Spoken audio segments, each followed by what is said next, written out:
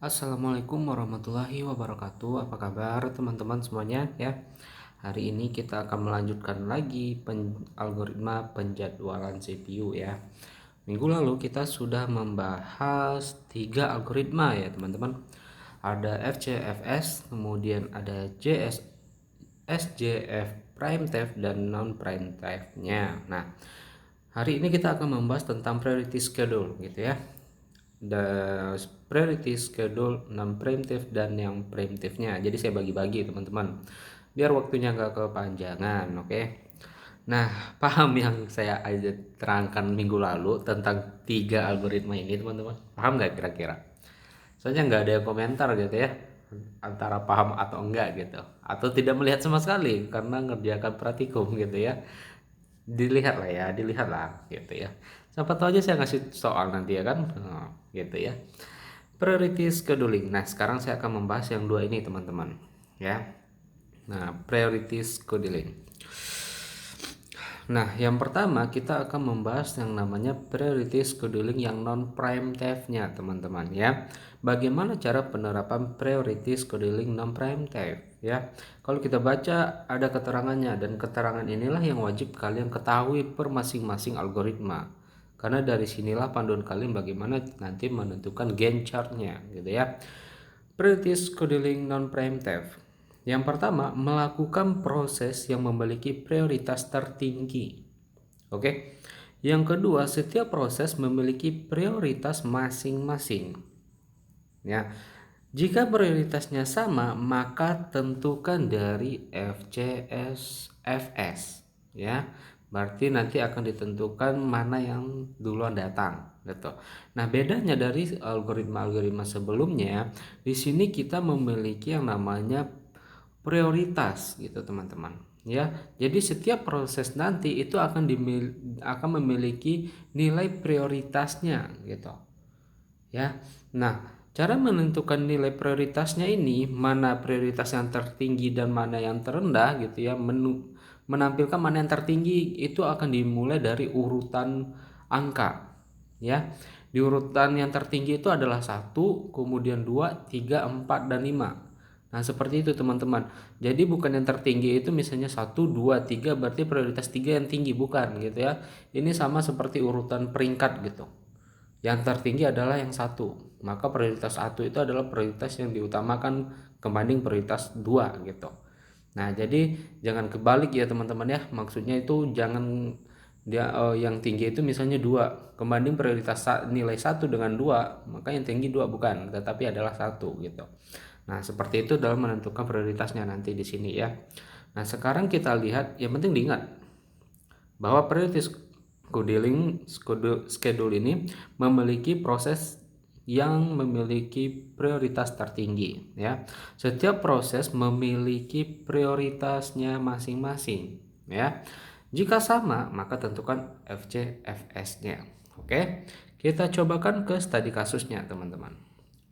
Gambarlah gencet dengan menentukan rata-ratanya atau AWT-nya dengan menggunakan algoritma PS ya, singkat aja PS ya. Non preemptive. Nah, lihat di sini ada 4 proses P1 sampai P4 dengan arrival time-nya dan burst time-nya. Nah, tetapi di sini ditambahkan dengan nilai priority-nya. Oke, teman-teman. Nah, di sini ada priority-nya nilainya 2 dan 1. Maka yang tertinggi di sini adalah 1. Ya, karena kita mengikut yang memprioritaskan itu urutannya itu adalah dari angka 1, 2, 3 dan seterusnya. Bukan dibalik ya, bukan dimulai dari yang tertinggi itu adalah 10, 9, 8, 7, enggak. Ya, seperti peringkat. Jadi di sini prioritas tertinggi adalah yang memiliki prioritas nilainya 1. Nih, 1. Baru 2. Kalau misalnya ada prioritas 3 baru 3. Ya, jadi jangan dibaca bahwa prioritas yang tertinggi itu adalah 2 baru kemudian 1, bukan ya teman-teman ya, tetapi 1 baru 2 gitu ya. Biar jangan salah nanti cara menentukan priority mana yang akan didahulukan angkanya ya. Oke. Dari soal ini P1 arrival time-nya 0 dengan burst time-nya adalah 8 dengan priority-nya 2 ya. Kemudian disusul dengan proses P2 dengan keterangannya sampai P4 nanti ya. Ini adalah soalnya. Bedanya dari soalnya sebelumnya itu tidak ada priority, di sini ada priority gitu ya. Nah, sekarang kita gambarkan Gantt chart-nya teman-teman. Gantt chart-nya seperti ini. Ini adalah soalnya tadi ya teman-teman ya. Nah, soalnya tadi nih. Oke. Nah, Gantt chart-nya ini adalah SPU-nya, ini adalah ready queue-nya ya. Nah, dari menit yang pertama atau waktu yang pertama, siapa yang akan datang terlebih dahulu? Kalau kita lihat dari soalnya, maka yang akan datang terlebih dahulu adalah P1. Maka P1 lah yang akan masuk terlebih dahulu. Ya, P1 dengan bar stem-nya 8 dengan priority-nya adalah 2. Nah, saya buatkan di sampingnya 2. Oke. Nah, dia yang akan berjalan terlebih dahulu. Kenapa? Karena arrival time waktu kedatangan yang awal yang paling datang adalah proses P1. Oke. Nah, maka ya P1 lah yang akan berjalan. Nih. Oke. Pada waktu yang ketiga, nah teman-teman ya perhatikan. Di sini P2 datang dengan arrival time-nya waktu ketiga ini dengan bar stem-nya 5. Dengan priority-nya adalah 1. Oke. Priority-nya 5, ya bar stem-nya 5, priority-nya 1. Oke, dibandingkan dari P1 dengan P2, maka yang akan menjadi prioritas selanjutnya apa? P2. Ya, kenapa? Karena prioritinya lebih tinggi kebanding P1. Oke, sehingga P1 akan masuk ke dalam antrian. Ya. Nah, berhubung P1 sudah jalan sampai 3 kali, sampai 3 kali kan dari waktu 0 ke 3 nih, berarti udah 3 kali dia jalan. Berarti akan menyisakan bar stem-nya adalah 5. Ya, dengan prioritinya 2. Oke. Nah, P2 akan lanjut berjalan karena apa? Karena prioritinya paling tinggi kebanding P1, yaitu dia 2. Maka yang akan berjalan di sini adalah P2. Maka P2 lah yang berjalan. Oke, P2 berjalan. Ya. Nah, pada waktu yang kelima, oke. Nah, P3, proses P3 datang dengan bar stem-nya 2 dan priority-nya pun 2. Nah, kalau kita lihat mana yang lebih tinggi dari keduanya yang sedang berjalan P2 dengan P3, maka masih tinggi prioritas dari P2. Maka P2 tetap berjalan, teman-teman. Oke, paham sampai di sini? Oke. Nah, kita lanjut lagi. Pada waktu yang ke-6 ya, jadi di sini yang akan berjalan nah ini ya. Nah, P3 jalan tetapi masih lebih tinggi P2, prioritinya 1. Maka di sini dia kuning gitu ya, masih nunggu antrian. Jadi saya bedakan antara kuning dengan hijau. Hijau itu berjalan, kuning itu ngantri, teman-teman ya. Dan sini ngantri siapa lagi? P1. P1 dengan 2 gitu ya. Dengan prioritasnya 2. Oke. Yang jalan siapa? Yang tetap berjalan P2. Oke, dia tetap berjalan. Pada waktu yang ke-6, proses P4 pun datang gitu. Dengan prioritinya 1, bar stem-nya 6 nih, teman-teman. Oke. Nah, di sini kan kelihatan nih prioritinya sama di sini antara P2 dengan P1. Ya, tetapi karena P2 sudah terlanjur datang duluan dan dia sudah diproses duluan, maka yang tetap berjalan di sini adalah P2. Sehingga sini yang akan mengantri adalah P4, kemudian P3, kemudian dengan P2 ya, kemudian P1. Tetapi yang tetap berjalan adalah P2. P2 dengan bar stem 2 dan priority 1. Kalau kita lihat P4 di sini juga 1. Nah, tetapi mana yang akan kita dahulukan di sini dengan prioritas yang sama, maka dahulukanlah yang mana yang duluan datang. Nah, makanya P2 tetap berjalan lagi di sini. Nah, sampai waktu keberapa dia berjalan? Karena berstemnya tinggal sisa 2, karena udah berjalan di sini 1 langkah, maka akan berhenti nanti di waktu yang ke-8. Sehingga P2 di sini akan selesai, teman-teman. Ya, paham nggak ini? Oke, paham ya, teman-teman ya. Nah, kemudian maka P2 selesai. Sehingga yang akan masuk ke dalam antrian, sisa yang akan ngantri lagi adalah P4, P3, dan P1. Nah, dari yang ketiga antrian ini, siapa priority yang lebih besar, yang lebih tinggi? Yaitu P4 dengan prioritinya 1. Maka P4 lah yang akan berjalan. Sampai sebanyak berapa kali dia akan berjalan? Sebanyak bar stem-nya, yaitu 6. Sehingga nanti akan berakhir di waktu yang ke-14. Oke, teman-teman paham sampai di sini? Siapa lagi akan masuk di sini yang menjadi antri, yaitu P3 dan P1.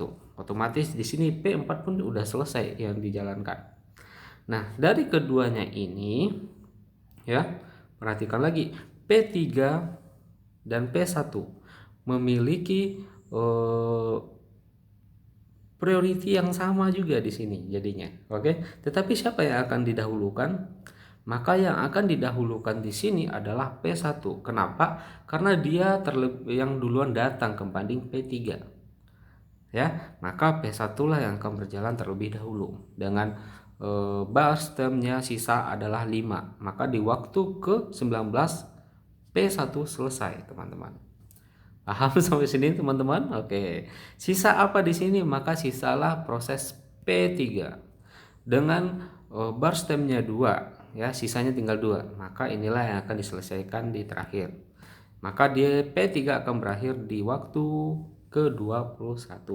Oke, teman-teman, paham sampai di sini penerapan di gencarnya menggunakan PS non printf. Ya, seperti ini penerapannya, teman-teman. Ya, jadi andaikan sama priority-nya maka ikuti FCFS-nya. Ya, mana yang duluan datang maka itu yang didahulukan, teman-teman. Oke, ini udah selesai gencarnya, maka kita buatkan waktunya, waktu tunggunya per masing-masing proses. Oke. Yang pertama P1. P1 itu berakhirnya di waktu ke-14, teman-teman. Waktu tunggunya ya. Nah, tetapi dia sempat berjalan, dia datang di waktu ke-0 dan dia sempat berjalan sebanyak 3 kali di sini, teman-teman. Sehingga waktu ke-14, waktu 14 dikurang 3, maka waktu tunggunya adalah 11. Oke, paham, teman-teman? Nah, P2 datang di waktu yang ketiga, waktu menit ketiga gitu ya, second ketiga. Tetapi dia diproses langsung dan tidak ada waktu tunggunya dia di sini. Gitu. Ya, sampai dia berhenti sampai di menit ke-8, tetapi tidak ada waktu tunggu, sehingga di sini tidak ada waktu tunggu dari P2 karena dia langsung selesai, dia datang langsung selesai. Oke? Paham? Nah, P3 itu datangnya di waktu menit yang ke atau second yang ke-5. Nah, dan dia berakhir waktu tunggunya berakhirnya dia itu di menit ke atau second ke-19, teman-teman. Sehingga karena dia datangnya di second ke-5, maka kita kurangi 19 dikurang 5. Oke, bukan kurang 19 dikurang 0, bukan ya, teman-teman, tetapi 5 karena dia datangnya itu di waktu yang kelima, teman-teman. Oke, jadi 19 dikurang 5, 14. P4 P4 itu berakhir pada waktu ke-8, tetapi dia datangnya adalah pada waktu ke-6, maka kita kurangi saja dia 8 dikurang 6 yaitu 2, maka dia waktu tunggu dari P4 adalah 2.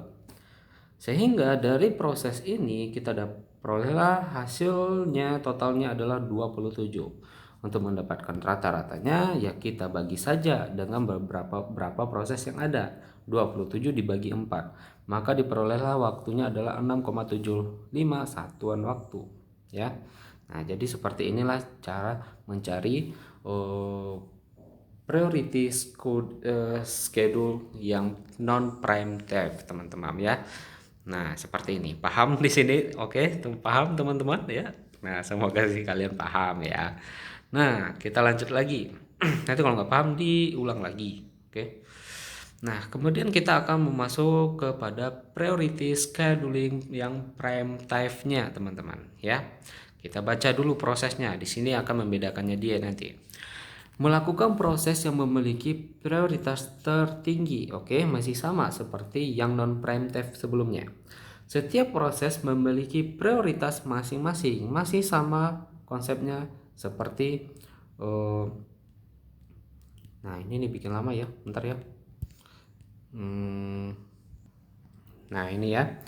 Nah, yang ketiga, jika proses sama, maka tentukan dari burst time yang lebih kecil.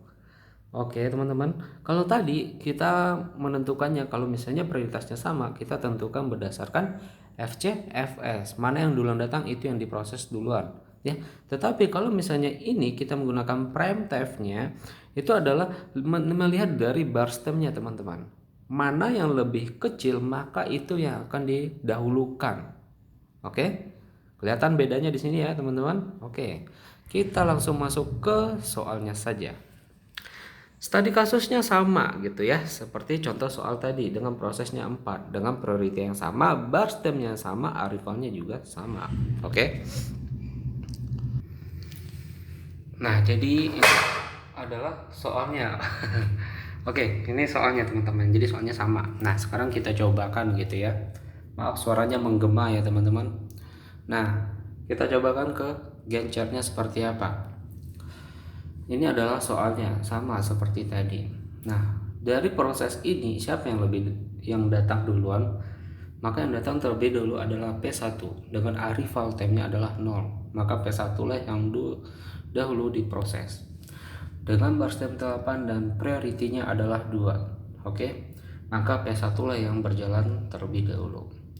Pada waktu yang ketiga, oke teman-teman, P2 datang dengan bar stemnya 5 dan priority-nya adalah 1. Maka otomatis di sini yang akan didahulukan adalah P2. Kenapa? Karena priority-nya adalah 1, teman-teman. Oke. Maka P1 yang sudah berjalan sebanyak 3 kali ya, sudah berjalan 3 waktu, maka dia akan masuk ke proses antrian ya, dengan menyisakan bar stemnya adalah 5. Oke, maka di sini adalah P2 yang akan berjalan. P2 berjalan pada waktu yang kelima, P3 datang gitu ya, dengan bar stemnya 2 dan priority-nya adalah 2. Dibandingkan dengan P2 dengan priority 1, maka yang akan diutamakan tetap adalah priority P2 dengan priority 1. Maka P2 tetap berjalan. Sehingga P3 yang datang di waktu kelima ini dia akan masuk ke proses antrian ya. Nah, P2 tetap berjalan dan P1 tetap pada antriannya. Oke, teman-teman. Nah, pada waktu yang ke-6 itu P4 datang ya dengan bar stemnya 6 dan priority-nya adalah 1. Oke, teman-teman. Nah, di sini P3 juga di dalam antrian. P2 juga ada di waktu ke-6 dan P1. Oke. Nah, melihat dari kedua ini nih, teman-teman, P4 dan P2, oke, itu memiliki prioritas yang sama yaitu 1 gitu. Tetapi di sini kita lihat kepada bar stemnya teman-teman ya. Lihat dari P1, P4 dengan P2. Bar stemnya siapa yang lebih kecil di sini? Mana yang lebih kecil? Yaitu P2 dengan bar stemnya menyisakan tinggal 2 aja lagi. Maka dia yang lebih kecil, maka itu tetap akan dijalankan terlebih dahulu. Maka P2 tetap berjalan. Sampai kapan dia selesai? Pada waktu ke-8 karena dia sisanya adalah tinggal 2 bar stemnya ya. Nah, ngerti ya di sini ya teman-teman. Di sinilah konsep dari PrimeTef ini ya, PS PrimeTef ini ya. Dia menyisakan mana bar stem yang lebih kecil, maka itu yang nanti yang didahulukan kalau prioritasnya sama. Oke. Nah, kita lanjut lagi. Nah, P2 otomatis di sini udah selesai, maka yang menyisakan antrian yaitu P4, P3 dan P1. Ya, dari ketiganya ini siapa yang lebih diutamakan prioritasnya? Yaitu P4 dengan prioritas 1. Maka P4 lah yang akan berjalan. Sampai kapan? Sampai berstem 6 ya, sehingga dia akan selesai pada waktu ke-14. Oke, teman-teman. Nah, maka P4 udah selesai di sini nih. Oke. Nah, yang sisa adalah P3 dan P1. Nah, ingat kembali lagi ke konsep PrimeTef-nya ya, PS PrimeTef.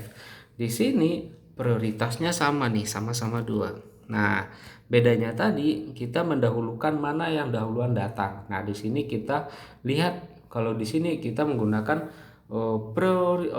bar stem yang lebih kecil, maka itu yang akan didahulukan. Dari keduanya ini mana yang lebih kecil? Yaitu P3 dengan bar stemnya 2. Maka P3 yang akan dijalankan. Berapa kali? Tinggal 2 ya. Maka bar stemnya akan selesai pada waktu ke-16. Oke, maka sisa adalah P1. P1 tinggal 5 bar stamina, maka akan diselesaikan pada sampai waktu ke-21.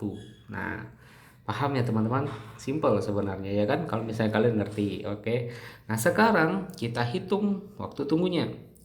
P1 itu berakhir pada waktu ke-16 ya teman-teman. Nah, tetapi dia datang pada menit yang ke-0 ya. Hanya saja dia udah sempat berjalan sebanyak 3 kali nih. Oke. Nih, ya, kan udah kelihatan berkurangnya P1 dari 8 ke 5 nih. Ya, sehingga kita kurangkan 16, kita kurang 3. Ya, 13. P2 kalau kita lihat datang jadi waktu ketiga, tetapi dia diproses sampai selesai dia. Berarti tidak ada waktunya tunggunya dia di sini, maka 0. P3 dia berakhir pada waktu ke-14 ya. Sedangkan dia datang pada waktu ke-5 ya. Nah, maka kita kurangi saja 14 dikurang 5, maka 9 waktu tunggunya. P4 P4 diselesaikan pada waktu ke-8, tetapi dia datang pada waktu ke-6, maka 8 dikurang 6 yaitu 2, waktu tunggunya adalah 2. Oke, kita totalkan, diperolehlah waktunya adalah 24 total keseluruhan. Maka cukup kita bagi saja untuk mencari rata-rata waktu tunggunya. Dibagi 4 maka dapatlah 6 satuan waktu teman-teman. Oke, kenapa 4? Karena prosesnya pun ada 4 teman-teman di sini ya. Jadi pendapatan pembagian ini itu hanya dari proses ini karena 4. Kalau 5 ya dibagi 5, kalau 6 dibagi 6, 7 bagi 7 gitu. Paham teman-teman? Oke. Nah, inilah penerapan dari scheduling PS preemptive dan non preemptive ya teman-teman. Nah, setidaknya kalian paham ya. Tambah lagi algoritmanya, kemarin 3 sekarang 2. Jadinya udah 5. Oke. Dipahami teman-teman. Kalau tidak paham diulang lagi. Oke. Ya, ini aja lah dulu ya. 2 ini aja biar mempersingkat waktu, biar nggak kelamaan jadi 1 jam gitu. Nah, baik, kalau saya akhiri, assalamualaikum warahmatullahi wabarakatuh.